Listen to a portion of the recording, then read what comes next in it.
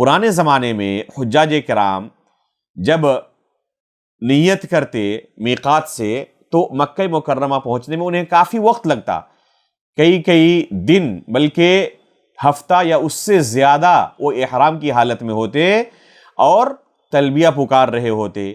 آج کل اللہ کے فضل و کرم سے جو تیز رفتار سواریاں ہمیں حاصل ہیں، ان سواریوں کی مدد سے چند گھنٹوں کے اندر ہم مکہ مکرمہ پہنچ جاتے ہیں اور تلبیہ پکارنے کا ہمیں بہت زیادہ وقت نہیں ملتا۔ اس کے باوجود بھی اگر ایک حاجی اس مختصر وقت کو بھی فضول کی باتوں میں گنوا دے تو یہ بہت بڑی بدنصیبی اور محرومی ہوگی۔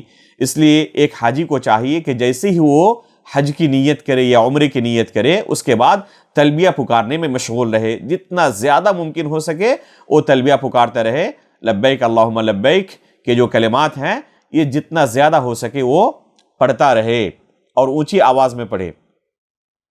اس طرح وہ عبادت کے اندر داخل ہو جائے گا، چاہے عمرے کی نیت کیا ہو اس نے یا حج کی نیت کیا ہو، وہ عبادت کے اندر داخل ہو گیا۔